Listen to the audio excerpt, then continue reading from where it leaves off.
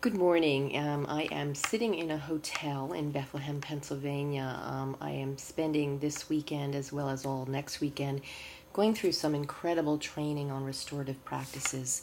As many of you know, a lot of school districts, schools, and classrooms are using restorative practices, approaches.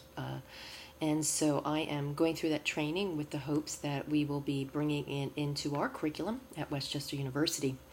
I'm also continue to grade, and so this video really is about grading, besides the fact to congratulate you that you've made it through week 2. A couple things. One is today is the last day for your very first quiz. Now, those of you that had me before know that I look at quizzes, I analyze them in terms of questions.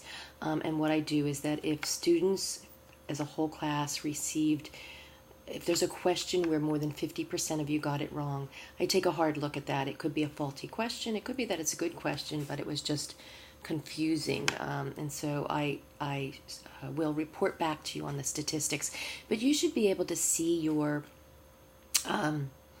grade. You should be able to see, hopefully, if the computer was set up right, you should be able to view those questions that you got wrong. And if you have any questions on quizzes, please get back to me. I do only answer them after everyone's taken the quiz. Let me move now to grading. Again, many of you are working ahead, and so I'm grading constantly. Let me tell you what my policy is on that.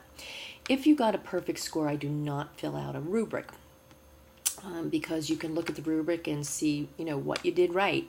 You should be looking at rubrics anyway, because that's what we really consider in terms of grading. On essays, a lot of times I do not use rubrics. Actually, most of the time I do not, because I can write right on your essays in terms of using the markup feature. Some assignments, so anyway, if I take points off, you will either find it on a rubric, I'll attach the rubric, or you'll find it in the feedback writing grading. But if you have any questions about feedback, as many of you have been, please ask me, and I will certainly try to get back to you.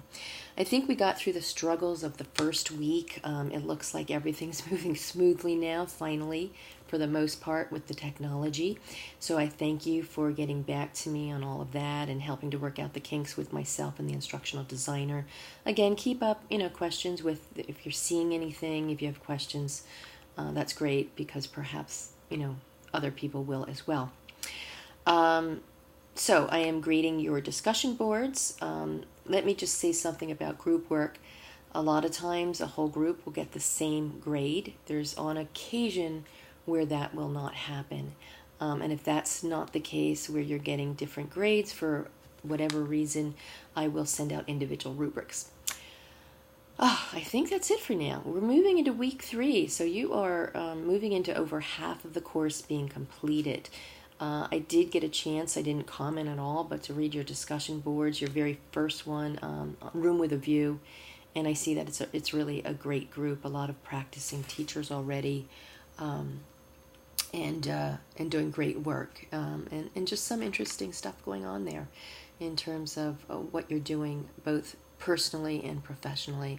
So keep up the great work, keep moving, keep in touch, and I'll be in touch as well. Have a great weekend, the rest of your weekend. It's now Sunday morning at 6:30 a.m. Take care.